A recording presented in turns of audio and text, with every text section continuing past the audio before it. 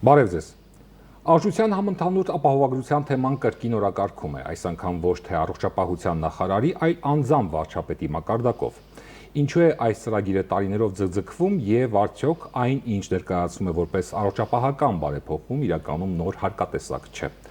Այս հարցերի շուրջ այսօր զրուցելու ենք ոլորտի փորձագետ Ծաղիկ Վարդանյանի հետ։ Շնորհակալություն հրավերը ընդունելու համար։ Եվ այսպես, կա տպավորություն, որ վարչապետը անձամբ է սկսում կարգավորել գործընթացը։ Սա իհարկե լրջություն է փոխանցում, բայց հանրությունը նաև մտավախություն ունի, որ սա քաղաքական հերթական մանևր է։ Ինչ կասեք։ Այո, մենք ականատես եղանք մի հետաքրքիր իրավիճակի, երբ արդեն առողջապահության հետ կապված ամենահեղափոխական կարևոր ծրագիրը սկսվեց մեկնաբանվել Հայաստանի Հանրապետության վարչապետի կողմից, ընդ որում շատ հետաքրքիր ֆորմատով, այո, իրականում ինքը բավականին լուրջ ծրագիր է, ես ի սկզբանե ուզում եմ դրա մասին խոսել ու հայտարարել, նա միայն առողջապահության ոլորտով չսահմանափակվող մուլտիդիսցիպլինար համակարգային մոտեցում պահանջող ծրագիր է։ Այստեղ միայն առողջապահությունը շատ մի կոմպոնենտն է, ընդամենը մեկ կոմպոնենտն է, եւ ինչ է սպասվում մեզ, հենց արդեն իսկ այսպիսի մոտեցումը խոսում է նրա մասին, որ խնդիրը բավականին լուրջ է։ Տեսեք, այս ծրագիրը տարիներ առաջ է փորձ արվել ներդնել, բայց այդպես էլ տեղից առողջապահության նախարարությունը թվում է թե չի կարողացել գործընթացը առաջ տանել։ Վարչապետի միջամտությունը լրջություն հաղորդել է, բայց արդյոք կհաջողվի գործընթացը առաջ շարժել։ Կան քաղաքական հայտարարություններ, մենք այս պահին միայն կարող ենք հենվել քաղաքական հայտարարությունների վրա, սրանք մասնագիտական չեն, որ 2026 թվականի հունվարից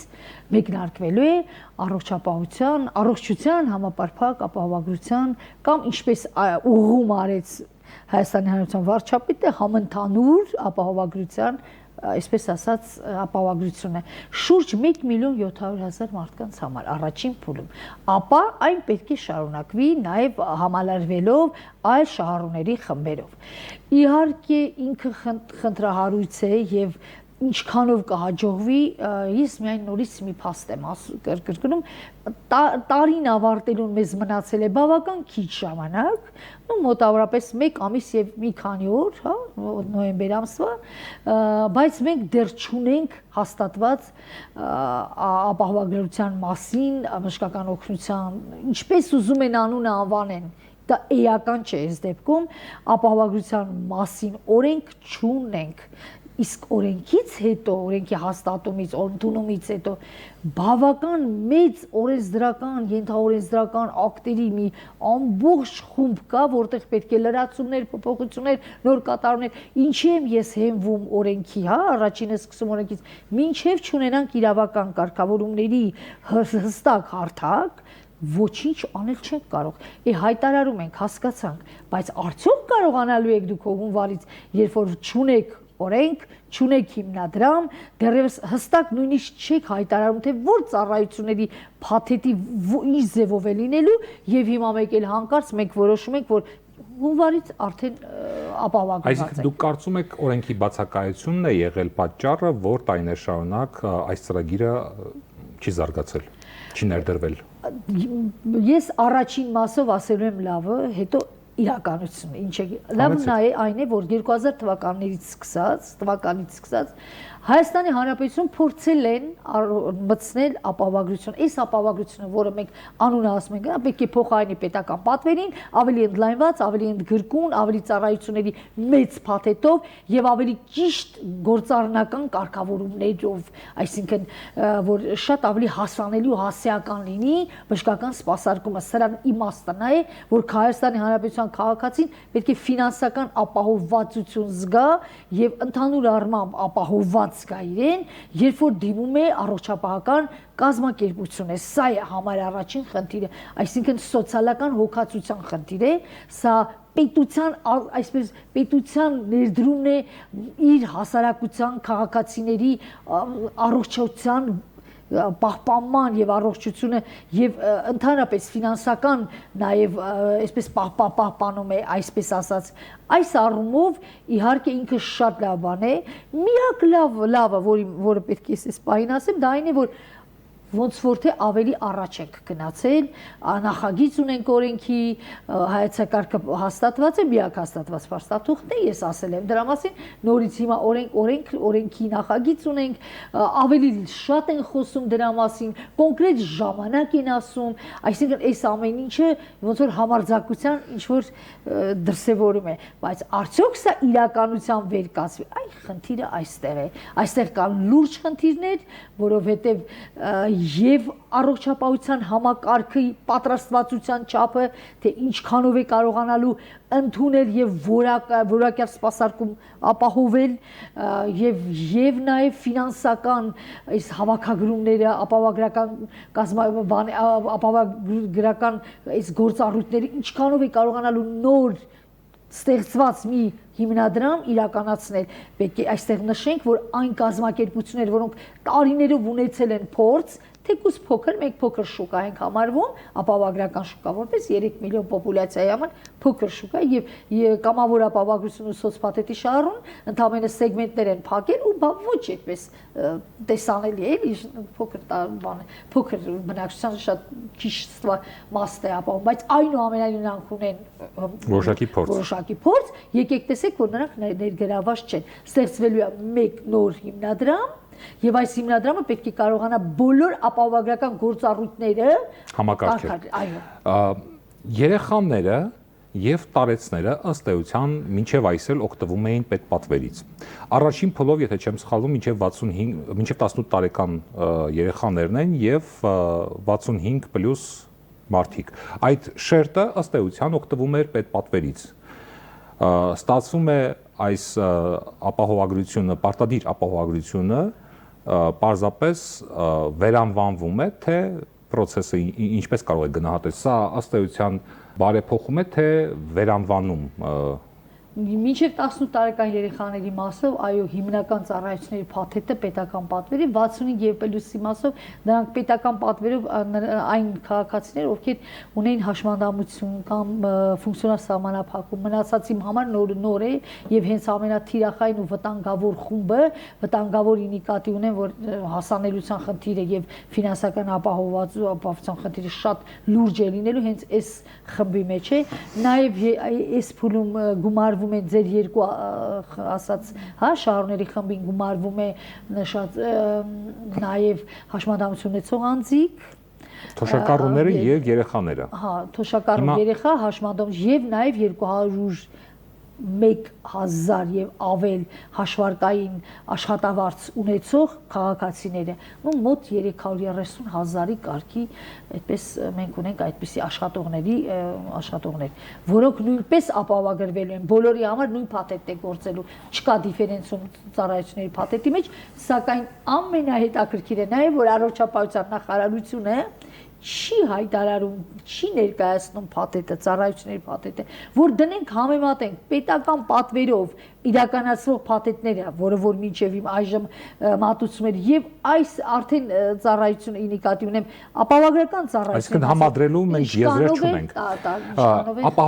Ապահովագրության այս մոդելի ամենամեծ քննադատությունը հիմնականում վերաբերում է աշխատող քաղաքացիներին, մարդիկ, ովքեր ստանում են 200,000 դրամ, 200,000 եւ ավելի աշխատավարձ եւ նրանցից պահանջում է տարեկան շուրջ 129,000 դրամ վճարել տարեկան։ Ինչպես է հաշվարկվել այդ գումարը։ Արդար է արդյոք։ Հաշվարկված գումարի հաշվարկման մեթոդաբանությունը առանձնապես տենց չի ներկայացվում շատ ընդհանուր, այսինքն ընդհանուր ծառայությունների փաթեթ, այդ ծառայությունների գներ եւ այդ գների հետ կապված մնացած այլ հարակից ծառայությունները հաշվարկվել է, բաժանվել է եւ ստացել է ինչ-որ մի հատ X թիվ, այնպես ինչպես ապահովագրական ծառայությունները, մոտավորապես այնպես ինչպես որ արվում են ծառայությունների գները եւ փաթեթների գները, հա, այստեղ էլ այդ նույն ձևով իրականացվել է, ամենայն հավանականությամբ հիմնականում հաշվի է առնվել պետական պատվերով իրականացվող ծառայությունների գներն ու ծառայությունների ցանկը, այսինքն հիմքը դա է, եւ դա այդպես էլ երևի պետք է լիներ, որովհետեւ ժամանակին Համաշխարհային բանկի եւ այլ միջազգային կազմակերպությունների օգնությամբ ու միջնորդությամբ առողջապահական համակարգում նախապահովագրական կառույց է ստեղծվել, որը կոչվում է պետական առողջապահական գործակալություն, որտեղ ծառայությունների ըստ ծառայությունների կատարած թվի, չափի եւ ըստ ծառայությունների, այսպես ասած, փոխհատուցում է իրականացվում, դա նախապահովագրական մոդել է, որը հենց արվել է նրա համար, որ այս կառույցը վերածվի ապահովագրական, պետական ապահովագրական ծառայության։ Դա չի վերածվել, տարիներով մնացել է այդպես նախավիճակում։ Տեսեք, ասում են 200,000 եւ ավելի գումար ստացողները պետք է վճարեն գումար, բայց ինչ որ բան մնում է դեռևս չասված, չբացված։ Այսինքն ստացվում է, որ մարդը վճարում է, բայց չի հասկացվում, թե այդ գումարը ինչպես են հաշվարկելու, դա հարկեր է ներառող ընդհանուր գումարի մասին է խոսքը, թե զուտ մաքուր աշխատավարձի մասին է խոսքը։ Իրականում փոքր թվացող թվեր են, բայց չափազանց կարևոր տարբերություն է արդյունքում։ Ինչու են բազային հարցերը մնում ստվերում։ Որովհետև բազային հարցերում շատ խութեր ու խոչընդոտներ խնդիրներ կան եւ եթե դրա մասին խոսեն այնպես ինչպես որ կա, արդեն ձախողումը պատրաստ է։ Շատ ավելի հստակ, քան հիմա կարող է լինել։ Չնայած մենք ոչ մեկս Հայաստանի Հանրապետությունում որևէ մեկը չի ցանկանա, որ այս ծրագիրը ձախողի, որտեղ սա բոլորիս համար է եւ ամենքի։ Հիմա ես կուզենայի մի փոքր այս ֆինանսական մասով ասել, մոտեցումը անարդար է, մոտեցումը սոցիալական արդարության հետ աղերս չունի, որովհետև 200,000-ը դա հաշվարկային աշխատավարձի մասն է, մաքուրի մասին չէ, այնպես որ ժողովուրդը ասում է մաքուր, դրա մասին չէ, հարկերը հետն են 200 եւ 200 եւ ավել մասին, հետեւաբար այս դեպքում այն քաղաքացիները, ովքեր որ մինչեւ 500,000 դրամ աշխատավարձ են ստանում, նրանք պրակտիկորեն մոտավորապես վճարել են իրենց աշխատավարձի մոտ 4-5%-ից մինչև 3-3.5%-ը։ Այն դեպքում, երբ որ Հայաստանի Հանրապետությունը շատ ավելի բարձր աշխատավարձ ստացող է, մարդիկ, որ ընդամենը 1%, 0.5%, 0.1%, գիտեք ինչ, բացարձակ թվով չէր կարելի այս խնդիրները, այս հարցերը սենց դնել։ Իհարկե, Հայաստանի Հանրապետության կառավարությունը, առողջապահության նախարարը ասում են, որ մենք որոշակի լուծում ենք տվել դրան եւ զինվորների հիմնադրամի, այդ հիմնադրամի գումարները, որը նախկինում հիշում եք 1000 դրամ էր պահվում, ապա դրանից հետո հետպատերազմյան շրջանում հաշվի առնելով այն իրավիճակը, որի մեջ մենք էինք, Հայաստանը այն արդեն ըստ ստացած աշխատավարձի, գրադացիա եղավ եւ միջին նույն ասած շահառուները մոտավորապես 4-5,000-ի կարգի վճար էին անում։ Հիմա եկել հանկարծ զուգադիպություն միայն մեր մոտ է լինում, միայն Հայաստանի Հանրապետությունում անում զուգադիպություն։ Հանկարծ հենց որ ուզում էինք ապահովագրություն մտցնեինք, բայց ստացվեց այնպես, որ այդ գումարները զինվորական այդ զինվորների հիմնադրամի պետք չի։ Այսպիսի սենց ու համադրություն, այսպիսի գեղեցիկ անցում մի վճարից մյուսի միայն կարող են այսպես հեքիաթասանները Անդերսոնի հեքիաթներում նույնիսկ այսքան հետաքրքիր բաներ չկա եւ հանկարծ որոշվեց որ այլևս նորից հետ են գալիս էլ փող պետք չի գումար պետք չի հիվանդներ բանեն հետ են գալիս արդեն ամեն մեկից 1000 դրամ ենք հարկելու այսպես ասած մնացածը արդեն դե տեսնում եք կարող է քաղաքացին ուղղել ոչ թե կարող է ուղղել, այլ պարտավոր է ուղղել, այստեղ ասեմ, սա պարտադիր վճար է, հարկին հավասարացած վճար է, այստեղ քաղաքացին չի որոշելու վճարի թե չէ, նրա գործատուն ոնց որ ավելի բառացի ասեմ, հա, որ պահումներ անելուց դա էլ պահելու է։ Հասարակությունը վստահություն ունի այս ծրագրի նկատմամբ, ինչ եք կարծում։ Հասարակությունը իհարկե վստահություն իմ կարծիքով շատ ցածր վստահության մասին պետք է խոսենք մակարդակի, ինչու, բացատրեմ։ Ես որևէ այսպես ասած հարցումների չեմ տիրապետում դրա հետ կապված եւ չկա չի հրապարակվել ոչ միջազգային, ոչ տեղային մակարդակով, որևէ ես ինքս անձամբ չեմ նախաձեռնել ինչ որ որոշակի կլաստերներում այդպիսի գործողություն գործունեություն անելու, բայց քանի որ սա ուղիղ շարունակությունն է պետական պատվերի եւ քանի որ տվյալ դեպքում ծառայություն մատուցողների ցանկը, այսինքն պետական պատվեր իրականացնող բժշկական կազմակերպություն պրակտիկորեն մնալու են նույնը, համարյա նույնը, մի քիչ տարբերություններով, ապա այնպես ինչպես մտածում ու վստահում են պետական պատվերին, ցավոք սրտի այդպես են վերաբերվելու են նրա շարունակությանը, պետական ապահովագրությանը։ Եվ այստեղ ես ոչ ռետորային, ուղղակի հարց եմ ուզում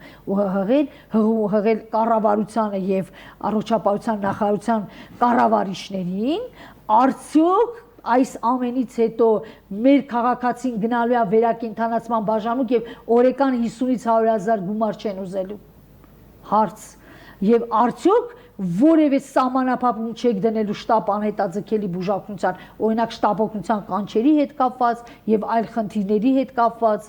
արդյոք մեր քաղաքացին ավելի